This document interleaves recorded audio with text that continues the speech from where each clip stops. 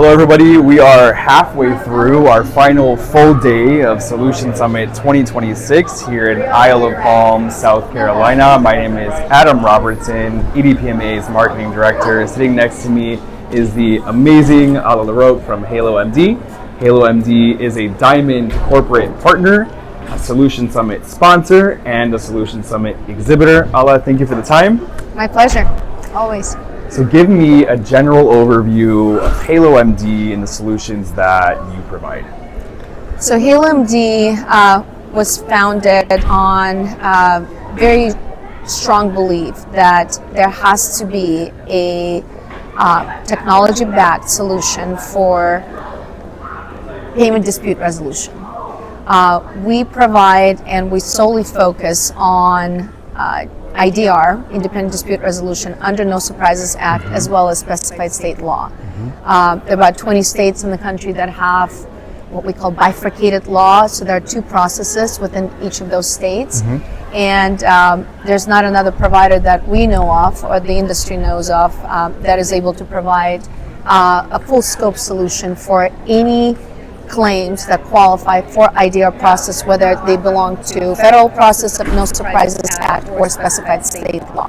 We capture all of that under one roof and provide end-to-end solution for, I think at this point, over 30,000 providers, in allowing them to submit their disputes through the process and receive prevailing outcomes.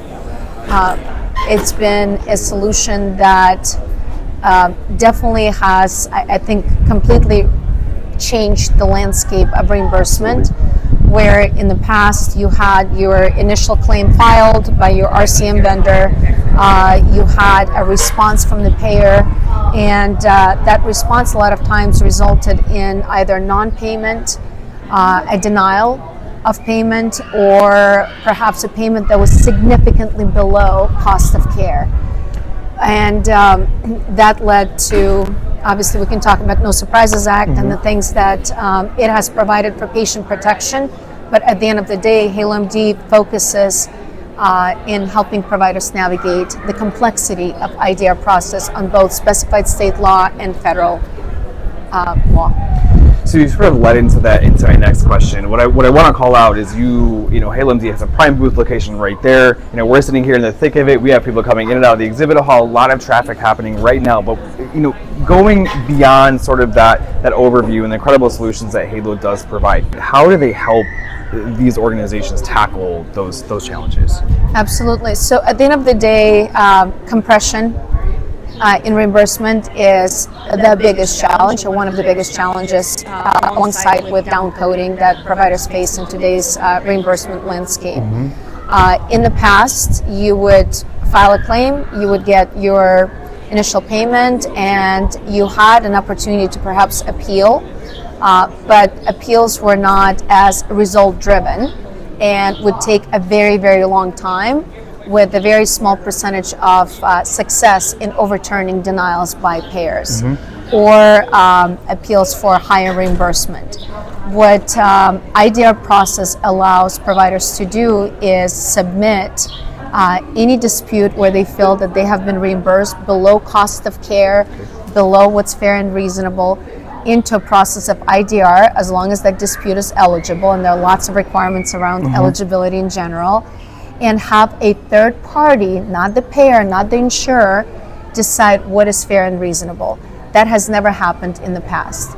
So we're democratizing the landscape of reimbursement in general. What is fair and what's reasonable is decided by someone else outside of one of the parties that is involved in claim submission or claim processing. So having that solution at your fingertips with a technology-enabled company like HaloMD definitely provides ability to, one, scale the process.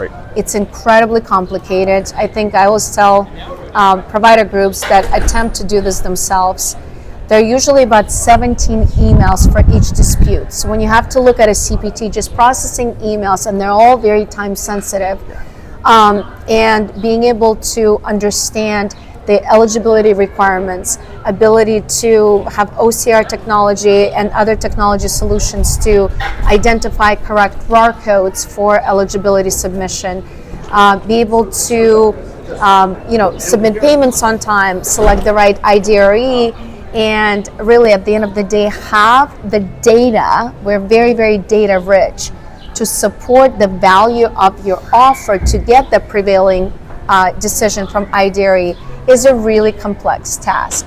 So we have put together a very streamlined approach to our technology solution in how we administer the process, and we are incredibly data rich. So we've been known as the largest submitter on behalf of our providers in IDR, period. I think we have tallied up over 2 million determinations at this point on behalf of providers at 88% plus success rate, and this is an average, so some specialties are higher.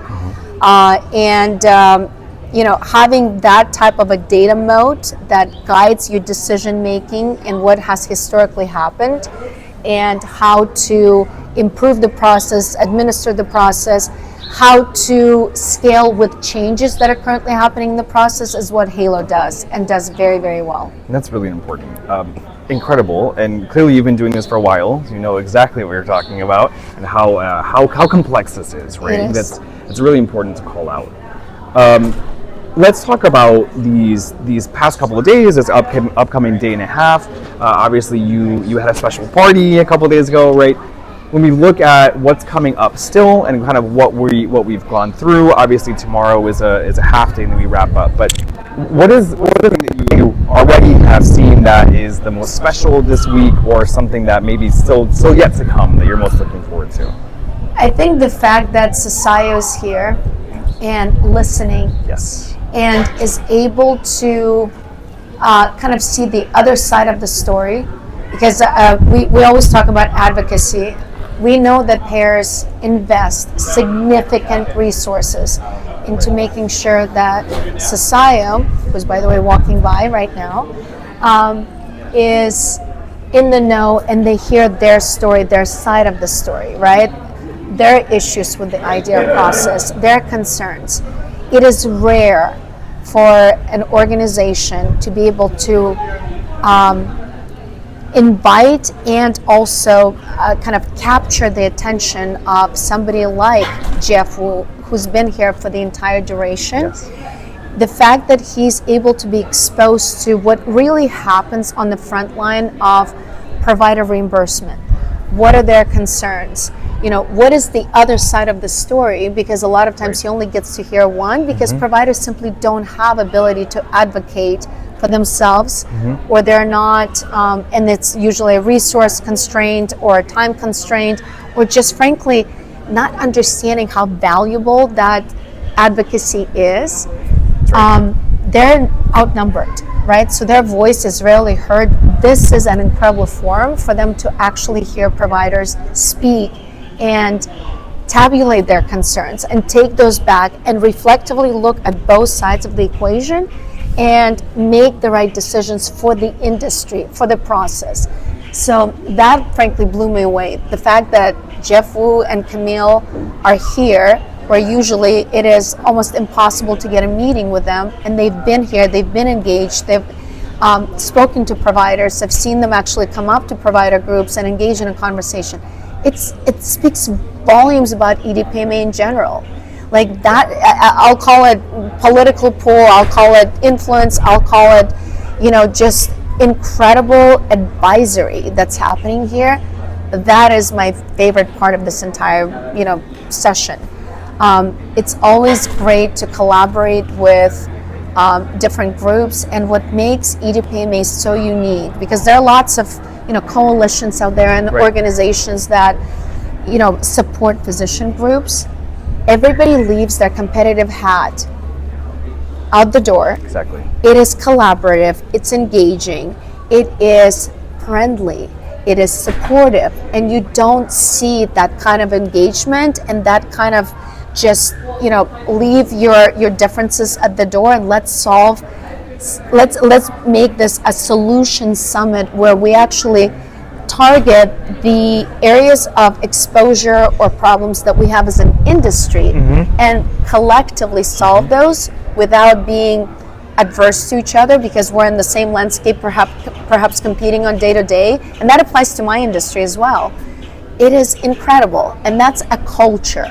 Yes. So the culture that EDPMA has been able to breed, promote, and nurture is what makes this specific organization so successful. So we attend close to 70 conferences a year. EDPMA conferences by far are our favorite. The type of engagement that it promotes and the ability to really focus on the issues that are really critical at the time is what EDPMA does so well. Sorry, well, thank you for those words. Of course, thanks to Halo for being a partner, an exhibitor, a sponsor. I do want to just call that out. I think something that's really important, that what you just said, is a couple things there, is that, all of our attendees are coming, all of our organizations are coming together, and I think they're realizing, especially the first time you become a member, first time you attend, realizing that you don't have to navigate all of these issues alone, and that you start to realize that every other group and every other person that really is here is navigating the same exact thing. Yes. So really being able to come in and you still have your company flag and banner and everything, and but you take that off because you sit and you're talking to your peers. So important. I also just wanted to talk about your work with ITACT, right? Because something that's really special that we do during this week, that's not just during this week, it's throughout the year, is our pre-conference committee day programming, which also includes some of our working groups. And the work that's done in these committees and these groups is really, really special. Tell me a little bit about your work with ITACT, and just zooming out, kind of how the committee work and all those working group works does kind of help to produce real results throughout the year. So incredibly impactful. And again, the fact that it is well organized, it's structured. I wish, frankly, and I'm going to plug my ITAC group a bit here. We're in Work Group C, which advocates for a specified state law and just state issues in general, right? So having ability to reach into various organizations, get the data to support your mission, because at the end of the day, you never should come into a meeting and say, trust me, this is what's happening. Right. The trust me does not have to be verbalized. It is, here's the data, here's what's happening, and we need this fixed. ITAC provides that kind of engagement, and we have seen on the state level significant movement in something that, if you asked me like a year ago, will you ever be able to really influence the law in Florida on specified state law for IDR? I would say probably not. It will probably take us 2 to 3 years. What we accomplished in a matter of 6 months to like 8 months is absolutely mind-blowing. It is moving in the right direction. There's engagement on the other side. There's the right engagement with the right parties. That's half of the battle, right? Is being able to get and reach into the right person that will actually engage and make the right decision, or at least pave the way to further conversations, to carry that message across and actually advocate for a difference. Right. And we've done that. And ITAC is incredibly effective in the letters that they write, in the advocacy that we support. When there's something else coming in from the other side, we know who the other side is, right? There's a need a lot of times to create a voice and to at least shed the light on a different angle or a different opinion or a different, or almost a rebuttal to the issues that are being brought up. Because data is data, and data speaks the truth. That's right. So if you're able to kind of counteract whatever is being, promoted by the other side, it's really critically important. And ITAC does that really, really well. The letters that are written, the amount of effort that goes into those, and the effectiveness of those is felt, right? And it's long-term strategy. It is not fast. You have to be patient. But I would encourage every EDPMA member, you learn so much from attending ITAC groups in just what's going on in the current landscape of reimbursement, policy, new rules coming out, some of the issues that providers are experiencing. Because what happens if one provider is able to advocate or at least disclose the issue they discovered, so usually it's a snowball effect. And you are able to take that information from those ITAC meetings, bring into your organization, say, hey, have we looked at this? Have we identified that we may be experiencing the same thing? So it exposes and prevents problems from escalating because they're kind of solved at the root cause. If one is experiencing it, you're an emergency provider, most likely, if it's a payer issue, it's going to kind of pull itself through to other provider groups. Exactly. So stopping it in its tracks, if it's adverse to what providers need or how a process needs to be implemented, that's the way to do it.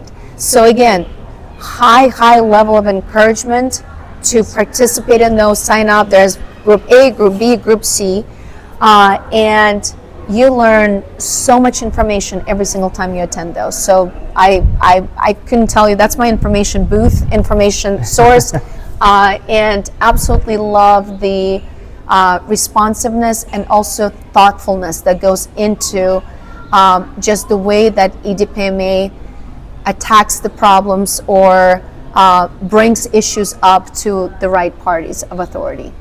Alla, you're very passionate about the work that you do. Obviously, you did win an award for your work with ITAC. So exciting, not expected, but was super exciting. Congratulations. This was an incredible conversation. It's so nice to see you. Thank you for HaloMD's support. Again, Diamond Corporate Partner, Solution Summit sponsor, and exhibitor. Alla, thank you for your time. Thank you. Thanks for having me. Appreciate it.